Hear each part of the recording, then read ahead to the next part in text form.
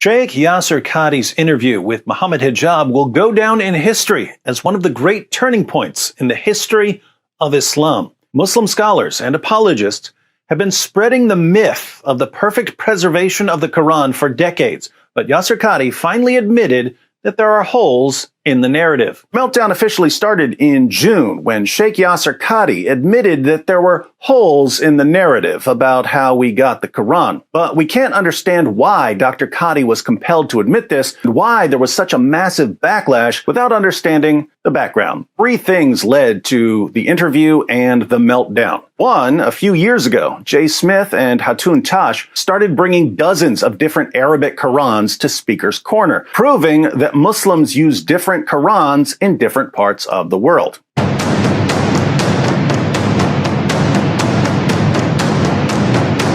Ever since then, people have been showing Muslims differences in different versions of the Quran, differences which completely destroy the myth of perfect preservation. Two, Fareed of Fareed Responds, aka Fareed Leaks, leaked some of Yasir Qadhi's private emails in which Dr. Qadhi privately expressed some doubts about the preservation of the Quran. So it became public knowledge that even some Muslim scholars reject the standard narrative. Three, for the past few years, Muslim leaders have been trying to figure out what to do about the massive numbers of Muslims, especially young Muslims, who are leaving Islam. So Mohammed Hijab, tactical genius that he is, decided to fix these problems by having Yasir Qadhi on his live stream so that Yasir Qadhi could explain that his emails were misinterpreted and that the people who are claiming that there are different versions of the Quran are wrong and that Muslims should stop leaving Islam because the Quran has been perfectly and miraculously preserved.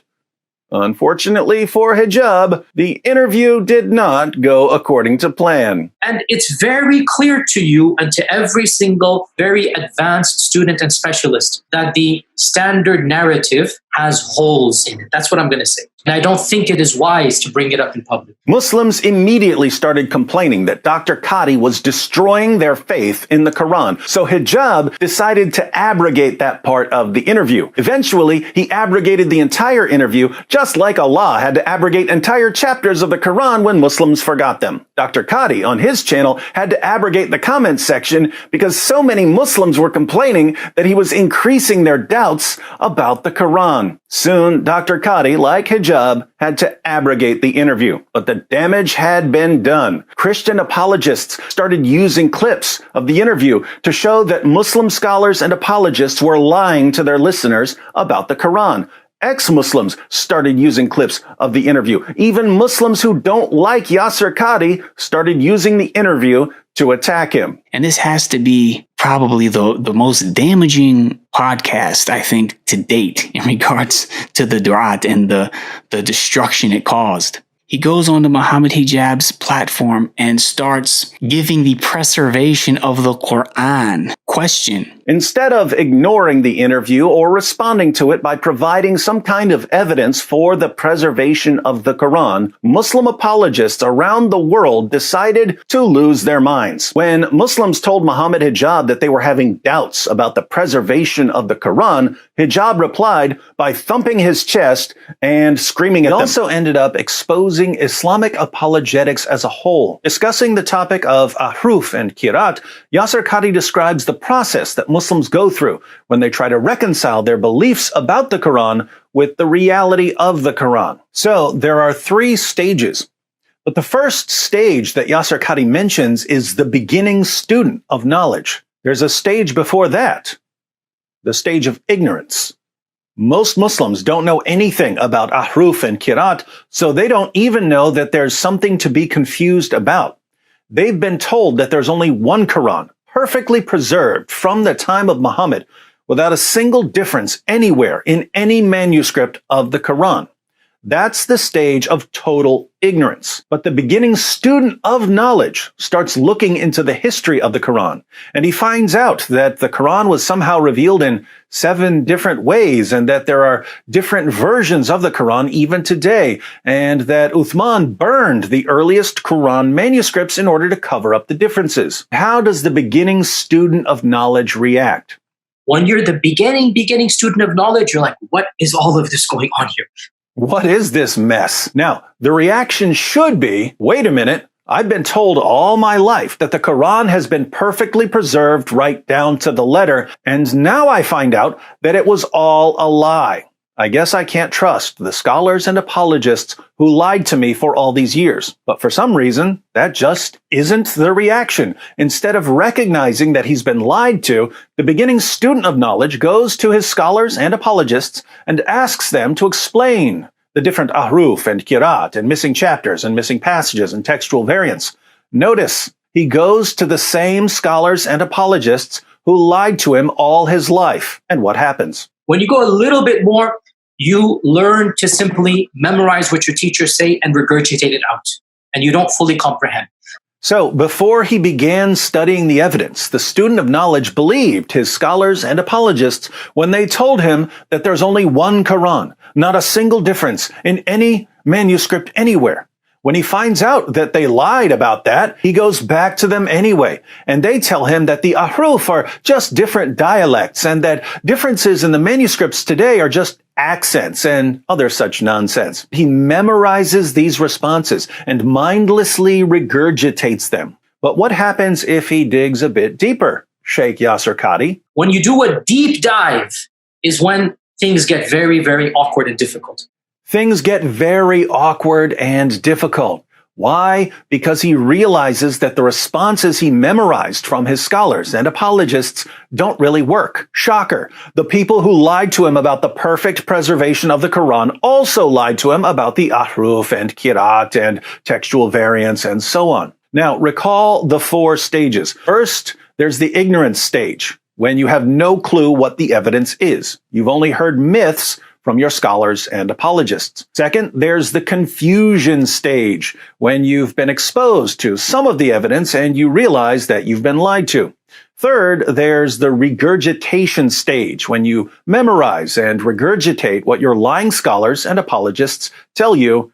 Fourth, there's the awkwardness stage, when you realize that you've been memorizing and regurgitating total nonsense. What's interesting is that these 4 stages describe all of Islamic apologetics: ignorance, confusion, regurgitation, awkwardness. Let's consider a few examples. Muslims hear from Zakir Naik that the Quran is filled with miraculous scientific insights that couldn't possibly have come from Muhammad because they're only being confirmed today. Muslims believe what they hear because they've never bothered to investigate. This is the ignorance stage. But then these Muslims, freshly deceived, come to us and tell us about the scientific miracles in the Quran. And we point out that, according to the Quran, the sun sets in a muddy pool, and that stars are missiles that Allah uses to shoot demons. In other words, we give them some knowledge. And what happens, Sheikh? You're like, what is all of this going on here? So the Muslims are confused. It's the confusion stage. Why does the Quran say all of these ridiculous things? So they go to their scholars and apologists, the same scholars and apologists who lied to them by claiming that the Quran is filled with miraculous scientific insights, and they ask these scholars and apologists to explain all of the incredibly stupid, scientifically false claims in the Quran. And these Muslim scholars and apologists give them answers. Well, when the Quran says that the sun sets in a muddy pool, it simply means that someone saw the sun's reflection in a pool as he was watching the sun set. What do the Muslims do when they hear this? You learn to simply memorize what your teachers say and regurgitate it out. The problem is they regurgitate these answers at us. And we make them take a closer look at what the Quran says. And we take them through the hadiths that show that Muhammad himself believed that the sun sets in a muddy pool and that stars are missiles that Allah uses to shoot demons. We block the miracle of reinterpretation. We take our Muslim friends for a deep dive. And what happens when we take them for a deep dive, Sheikh? When you do a deep dive is when things get very, very awkward and difficult. Ignorance, confusion, regurgitation, awkwardness. This is why Sheikh Yasser Qadhi says that the Muslim population must never be exposed to the real discussion.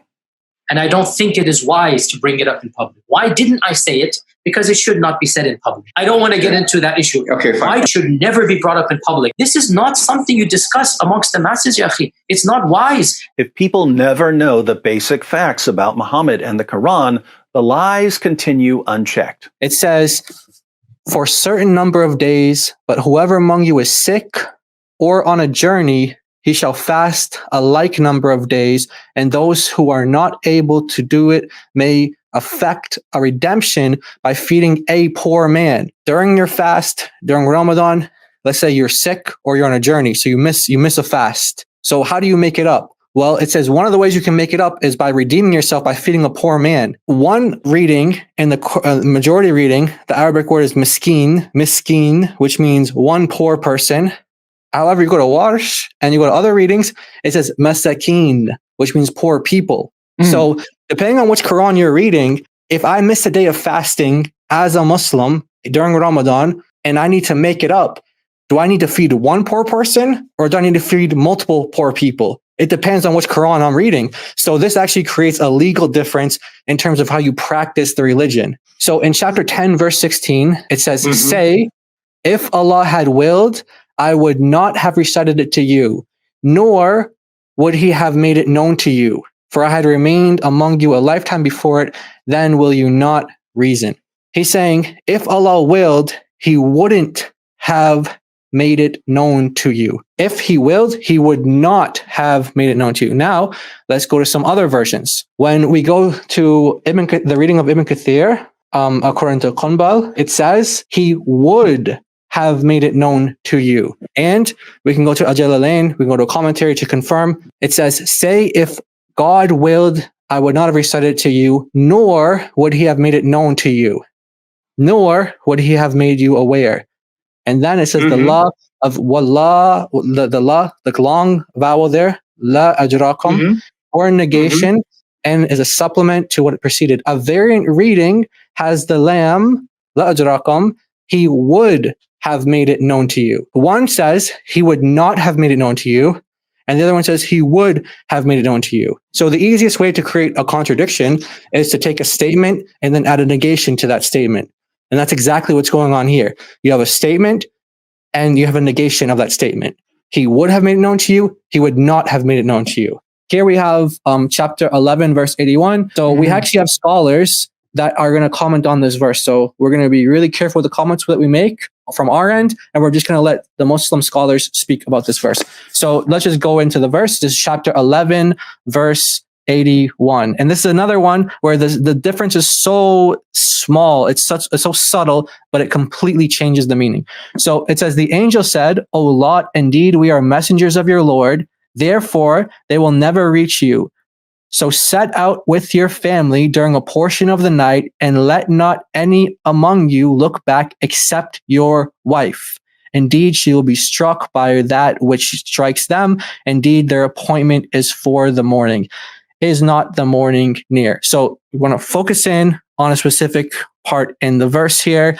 Set out with your family during a portion of the night, and let not any among you look back except your wife. Without getting too technical into the Arabic grammar, when you have the fatha on imra'ataka here, this changes where it goes back to in the sentence. So let me just show it by illustration here. So in this reading, this is what the Arabic grammar is doing here. It's saying, set out with your family except your wife. Okay? That's what the reading is doing here. That's what the Arab is doing. This is what the grammar is telling us is happening. All the commentators agree that this is what's going on here. Set out with your family except your wife. So in other words, Lot is commanded not to bring his wife. Set out with your family except your wife. Really clear. Okay.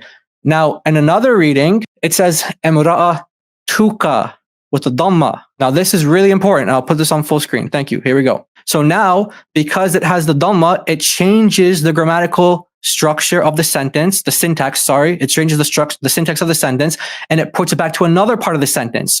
So it says, set out with your family during a portion of the night. And it says, okay, that's one part.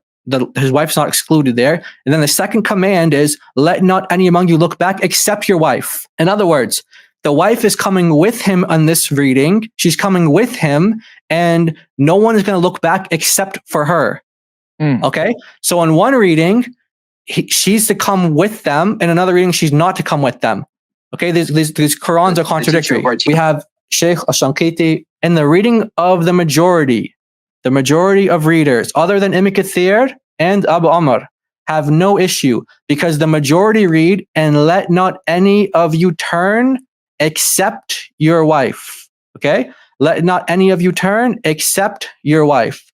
On the reading of the accusative, there is no such issue in the verse at all. So the meaning is, so travel by night with your family in portions of the night except your wife.